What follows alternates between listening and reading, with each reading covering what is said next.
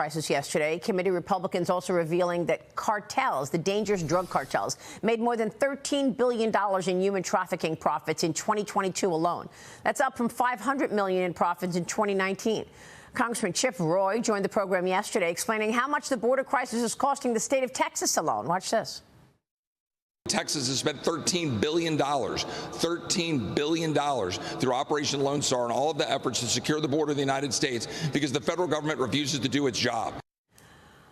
Politico is reporting that the Biden administration will propose new changes to the asylum system. They'll propose those changes today, allowing the U.S. to expedite the removal of migrants who are deemed to be a risk to national security or public safety.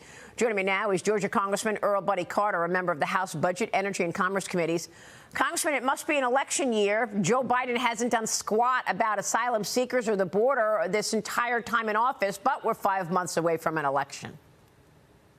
We are, and guess what? We're footing the bill for it. As you heard, $150 billion. That's staggering. $70 billion in schools, $22 billion in health care. You know, since Joe Biden took office, there have been 7.5 million encounters at that border. That's more than the population of 37 of our states here in America. Yeah. This is totally out of control. And I will tell you, yeah, I represent the coast of Georgia, but even in the coast of Georgia, this is one of the top 2 issues that people are talking about in my district. Right, and across the country. But, I mean, the point of the president talking about new policy changes that he wants to put in place today to ensure that the asylum rules for anybody who is a risk to the country, a terrorism risk to the country, will actually be expedited is to me, it speaks to the fact that for 3 years we've had this wide open border, and we've had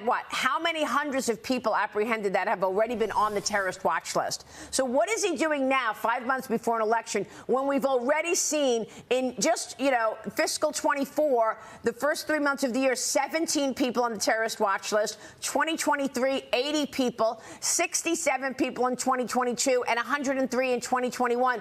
If they're a terrorist, they're already in the country. Oh, absolutely. And it would be naive of us to think that there aren't people coming across that border with the intention of hurting us and hurting our country. And that's what we've got to guard against. And yes, now we have a president who is playing politics. He's playing politics with asylum. He's trying to appease the far left. He's trying to appease his base. And bringing this up, and here we are, and he's endangering our country while he's doing this, and that's irresponsible. Well, Jonathan Fahey, I just find it just incredible that now he's talking about ensuring that there's some boundaries around people who could be a risk to national security now. Yeah, it's pretty amazing that now we're talking about it, now he's pretending to care.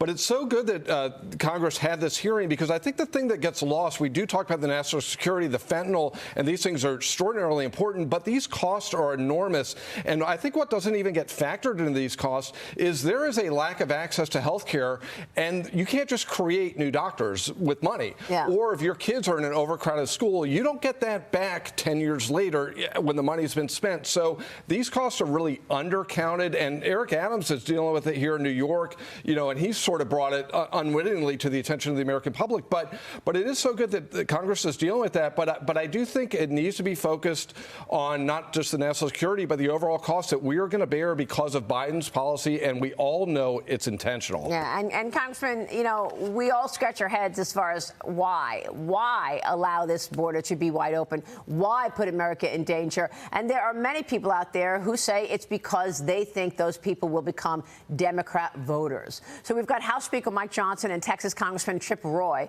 announcing a new election integrity bill. They're supposedly targeting illegal migrants who want to vote here. Here's the speaker discussing the SAVE Act yesterday. Watch. Due to the wide open border that the Biden administration has refused to close, in fact, that they engineered to open, we now have so many non-citizens in the country that if only 1 out of 100 of those voted, they would cast hundreds of thousands of votes. This is a dangerously high number. It could obviously change the outcome of our elections. So, Congressman, we already spoke with the Attorney General of Texas. Ken Paxton was with me just about a week or so ago, and he says he has seen up close and personal what they're doing. Watch this. So look, here's the deal. There are 47 states right now that don't stop non-citizens from voting. So in Texas, all you have to do is check a box saying you are a citizen. You do not have to prove it. We have 44 states that are open to illegals voting. If they come in with a driver's license, they're given a social security number by the administration. They can get a driver's license and register to vote. So what do you say, Congressman? Oh, I couldn't agree more. The SAVE Act is something that needs to be implemented. It should have been implemented years ago. No non-Americans should be voting in our election. I can't vote in other countries' elections, neither can you. Why should we allow illegals who come in this country and break the law, and we're going to trust them to check a box that says that they're not an American citizen? This is ridiculous, and that's why we need to pass the SAVE Act. We need to make sure that only Americans are voting in American elections. All right, Congressman, it's good to see you this morning. Thanks very much. We'll be watching your work, sir.